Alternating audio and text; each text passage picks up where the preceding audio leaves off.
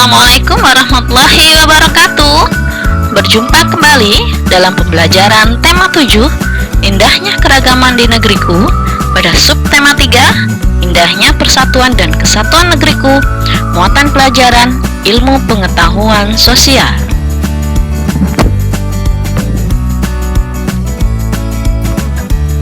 Tujuan pembelajaran kita kali ini, yang pertama, menyebutkan keragaman ekonomi di Indonesia.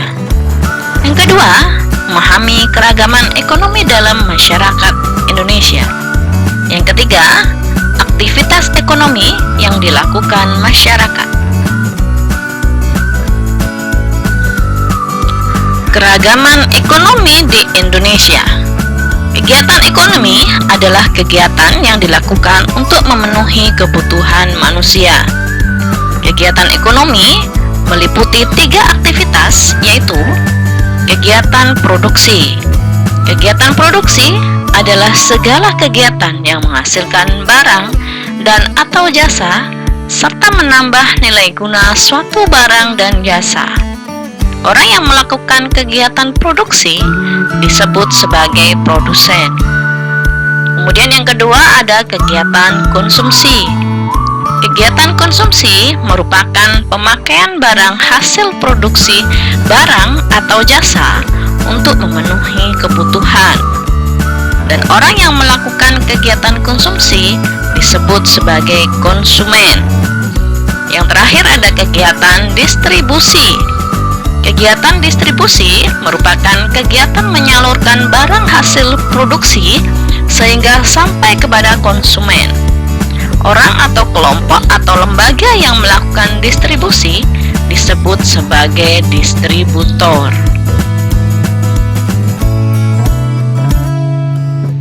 Kegiatan ekonomi penduduk Indonesia disesuaikan dengan kondisi wilayah Indonesia. Jenis-jenis aktivitas ekonomi masyarakat Indonesia adalah sebagai berikut. Yang pertama adalah aktivitas ekonomi di bidang pertanian. Faktor pendukung aktivitas ekonomi di bidang pertanian antara lain, yang pertama adalah letak wilayah Indonesia yang di antara lintang 6 derajat lintang utara sampai 11 derajat lintang selatan. Karena hal ini menyebabkan wilayah Indonesia beriklim tropis. Yang kedua adalah wilayah Indonesia mendapatkan banyak sinar matahari dan curah hujan sepanjang tahun. Kemudian yang ketiga, tingkat kesuburan tanah yang tinggi karena pengaruh banyaknya gunung api. Dan yang terakhir adalah banyak penduduk Indonesia melakukan aktivitas pertanian. Dengan mencermati kondisi geografis Indonesia, aktivitas pertanian dibedakan menjadi pertanian lahan basah dan pertanian lahan kering. Pertanian lahan basah merupakan pertanian yang membutuhkan banyak air. Misalnya adalah sawah irigasi dan sawah lebak. Kemudian pertanian lahan kering merupakan pertanian yang membutuhkan sedikit air. Misalnya adalah tegalan dan perkebunan. Yang kedua adalah aktivitas ekonomi di bidang peternakan. Peternakan adalah kegiatan mengembangbiakkan dan membudidayakan hewan ternak untuk mendapatkan manfaat dan hasil dari kegiatan tersebut. Di Indonesia, banyak sekali aktivitas peternakan yang dikelola oleh masyarakat atau badan usaha. Berikut adalah beberapa jenis hewan yang dibudidayakan. Yang pertama ada peternakan unggas yang meliputi ayam, itik, burung, dan angsa. Yang berikutnya adalah peternakan hewan kecil yang meliputi kelinci, kambing, dan domba. Kemudian ada pula peternakan hewan besar yang meliputi sapi, kerbau, dan kuda. Hasil peternakan tersebut meliputi telur, daging, kulit, susu, dan bulu. Tidak hanya untuk dikonsumsi oleh masyarakat, hasil ternak juga dapat diolah menjadi berbagai kerajinan. Kerajinan dari hasil peternakan misalnya adalah tas, sepatu, sandal, jaket, sarung tangan, dan kop. Yang ketiga adalah aktivitas ekonomi di bidang perikanan. Sekitar 2/3 wilayah Indonesia merupakan perairan, sehingga Indonesia dikenal dengan sebutan negara maritim. Luasnya wilayah perairan menyimpan potensi kekayaan alam yang melimpah dan dimanfaatkan untuk mengembangkan aktivitas perikanan. Aktivitas perikanan dilakukan secara tradisional dahulunya, sehingga menyebabkan produksi hasil perikanan di Indonesia belum optimal.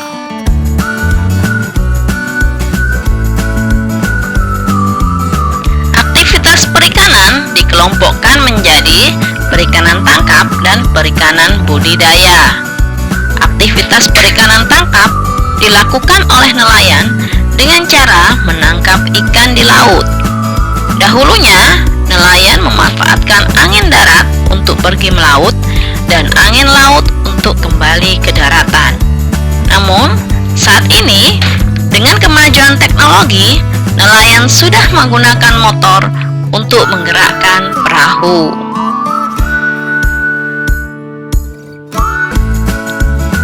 Aktivitas perikanan budidaya dilakukan di darat atau di perairan payau.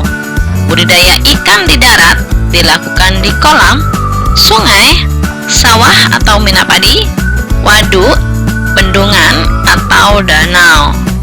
Contohnya adalah budidaya ikan lele, ikan mas, nila, dan mujair. Budidaya ikan di perairan payau dilakukan di tambak di pesisir pantai. Yang keempat adalah aktivitas ekonomi di bidang kehutanan. Dahulu, hamparan hutan hijau Indonesia pernah dijuluki karpet hijau. Julukan ini karena hutan Indonesia tampak hijau dilihat dari udara. Hijaunya hutan dipengaruhi oleh iklim tropis yang ada di Indonesia. Hijaunya hutan Indonesia dapat menjadi paru-paru dunia. Kawasan hutan Indonesia mengandung potensi hasil hutan yang terdiri atas hasil hutan kayu dan hasil hutan non-kayu. Misalnya adalah kina, karet, damar, dan sagu. Potensi ini menjadikan Indonesia sebagai pengekspor kayu dan merupakan salah satu pendapatan dari negara Indonesia. Aktivitas kehutanan juga perlu memperhatikan kelestarian hutan. Kelestarian hutan dapat dijaga dengan cara antara lain, yang pertama dengan melakukan penghijauan atau reboisasi di lahan yang gundul. Yang kedua, melakukan tebang pilih tanam, yaitu memilih tanaman yang akan ditebang dan menggantinya dengan tanaman yang baru. Yang ketiga, tidak membuang sampah sembarangan di hutan dan mengurangi penggunaan kertas berlebih serta adanya undang-undang perlindungan hutan. Hutan juga memiliki banyak manfaat, di antaranya adalah sebagai berikut, yaitu sebagai penyimpan cadangan air tanah, sebagai penyeimbang iklim, sebagai penghasil oksigen, sebagai tempat habitat flora dan fauna, dan dapat juga dijadikan sebagai kawasan objek wisata. Yang kelima adalah aktivitas ekonomi di bidang pertambangan. Pertambangan adalah usaha mengambil mineral yang bermanfaat yang ada di dalam bumi untuk kesejahteraan manusia. Di Indonesia, terdapat barang tambang migas yaitu minyak dan gas, serta barang tambang non-migas seperti contohnya adalah emas, perak, tembaga, batu bara, biji besi, dan lain sebagainya. Kemudian potensi barang tambang ini hendaknya dikelola dengan optimal optimal bagi kemakmuran rakyat. Barang tambang sendiri bersifat tak dapat diperbarui sehingga perlu dieksplorasi dengan bijak untuk kebutuhan masa kini dan masa mendatang. Selain itu, perlu juga dicari sumber daya alam alternatif agar sumber daya alam tidak cepat habis. Yang keenam adalah aktivitas ekonomi di bidang industri. Industri merupakan usaha mengubah bahan mentah menjadi barang setengah jadi atau barang jadi. Bahan mentah yang digunakan biasanya bersumber dari sumber daya alam. Aktivitas industri dapat dilakukan oleh perorangan, kelompok, maupun badan usaha.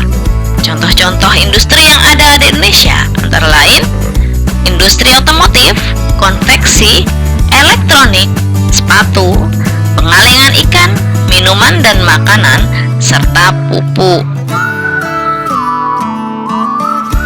Yang ketujuh adalah aktivitas ekonomi di bidang perdagangan. Aktivitas perdagangan berkembang karena tidak setiap daerah kaya akan potensi alam dan mampu menghasilkan barang yang dibutuhkan masyarakat setempat.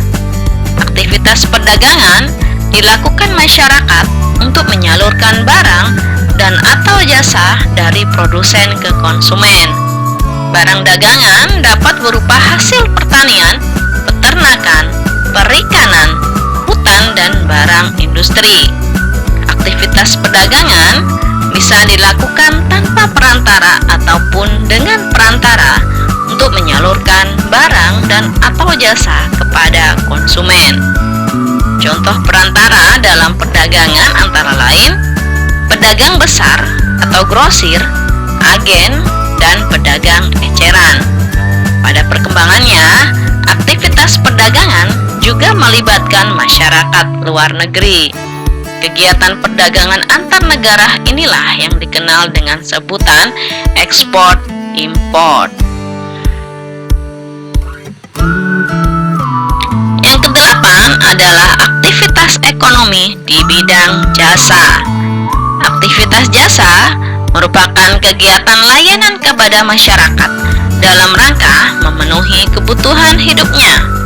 Aktivitas jasa contohnya antara lain jasa perbankan, jasa keuangan, jasa kesehatan, jasa pendidikan, jasa konsultasi hukum, jasa pariwisata, dan jasa yang lainnya.